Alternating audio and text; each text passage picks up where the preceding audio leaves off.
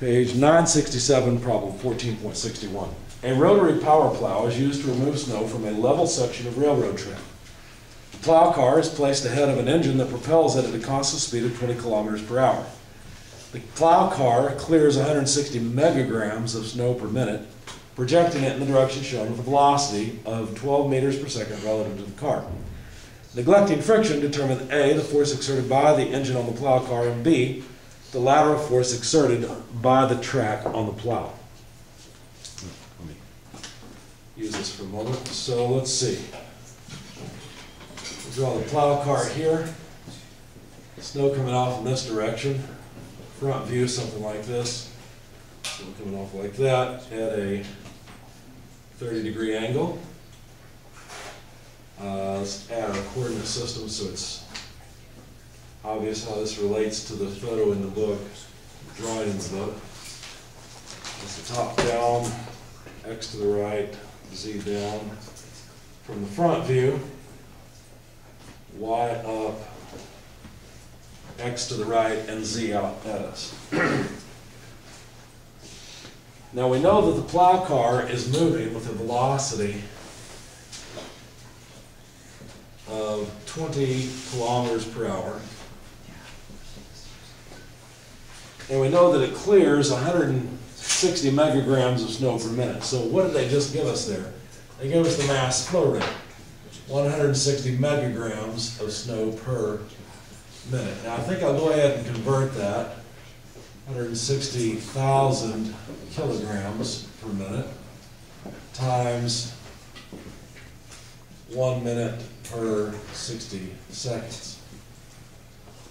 All right, so let's see. If you don't mind to do the math for me, I'd appreciate it. 160,000 divided by 60 comes out to what?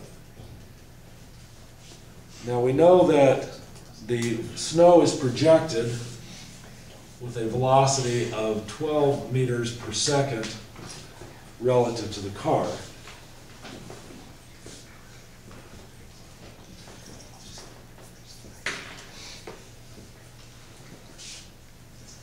And we're supposed to find the force exerted by the engine on the plow car. And we're supposed to find, so let's call this F sub Z. And we're supposed to find the force exerted by the track on the car. I'll call that F sub X. Your new dot is 2,666. 0.6. Yeah, 0.67. 0.667. So there's our mass flow rate.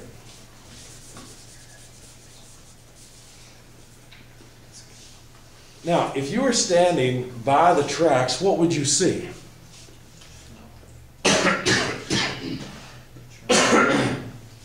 You'd see the train going by, but you'd see snow coming out the front of it, sort of towards you if you were ahead of it, right? Because this velocity here is relative to the car.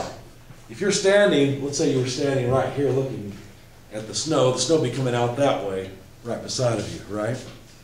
But on the ground, what you would see is not only this velocity, but the component of velocity due to the vehicle moving forward. So let's go ahead and convert this into meters per second as well. 1 hour is 3,600 seconds, and of course there's 1,000 meters per kilometer. So 20 over 3.6 is what? 5.5 repeat.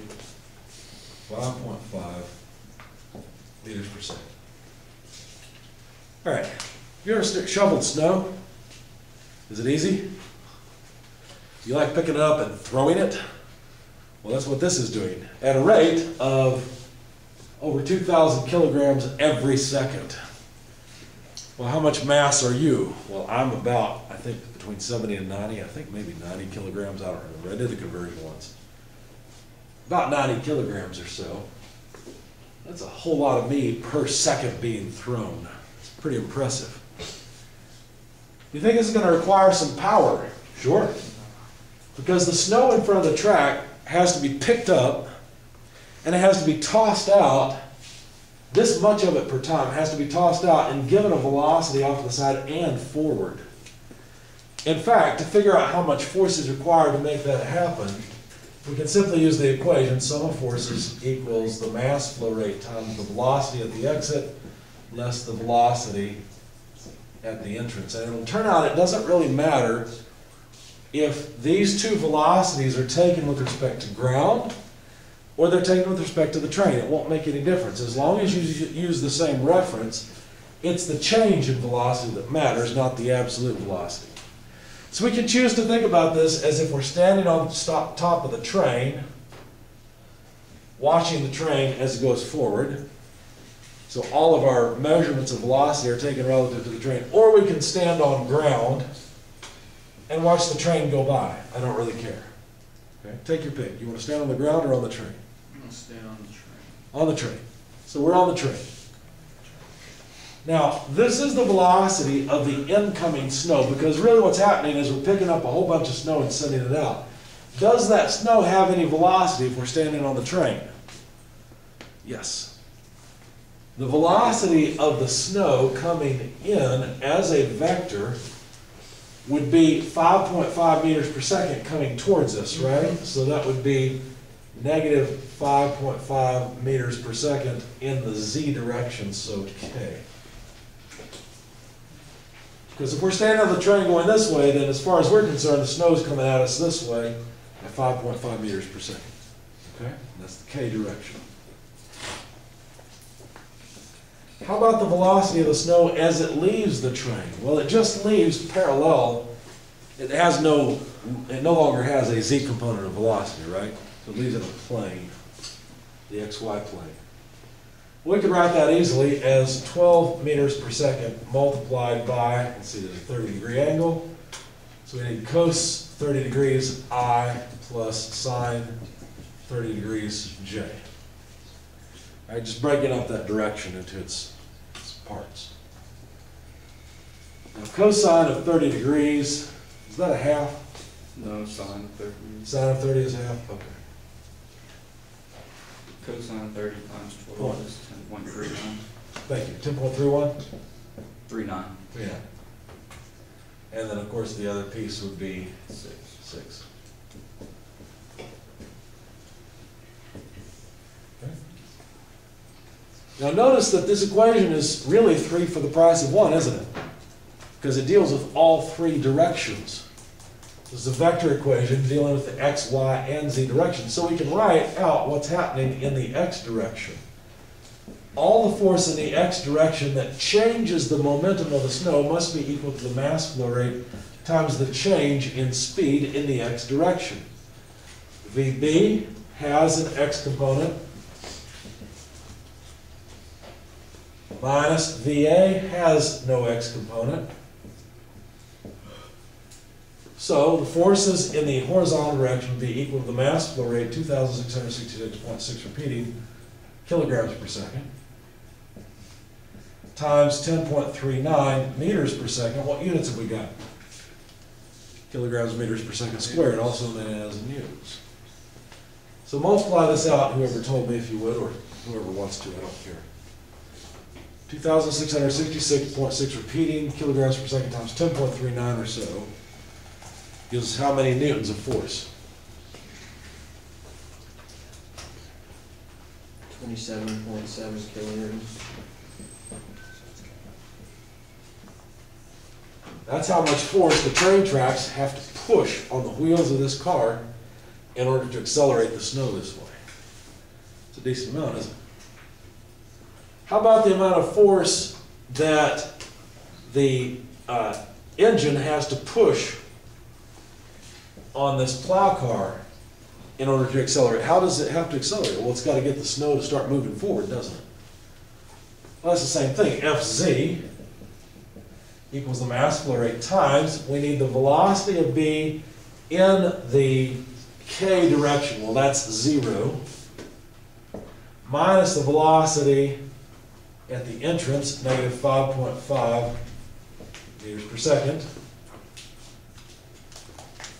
So, 2,666.6 repeating times 5.5 meters per second.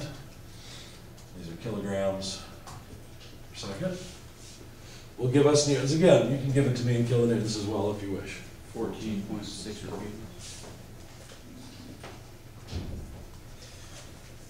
That's how hard the engine has to push on it.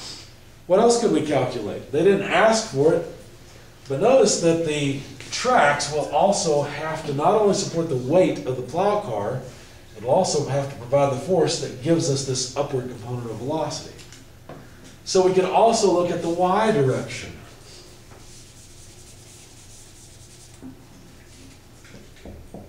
They did ask for They did or did not? no, they asked for the lateral force. Lateral is just Fx. Oh, So this would be the extra yeah.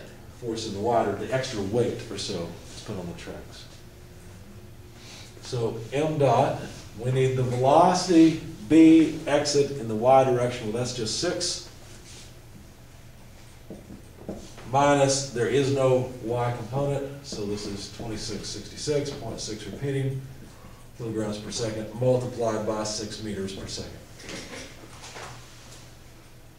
A little more than the lateral force. So what does that come out to? 16 kilometers. So there's an extra 16 kilonewton load on the train tracks. If we had chosen to stand on the ground and look at all this, we would come up to the exact same thing because the difference in the velocities would have been exactly the same. Okay? Any questions about this problem? What's the Y, what was that, like, and the problem was that relating to again? They did not ask for it. It's the extra load that the train tracks have to support. Okay. Good question. Anything else?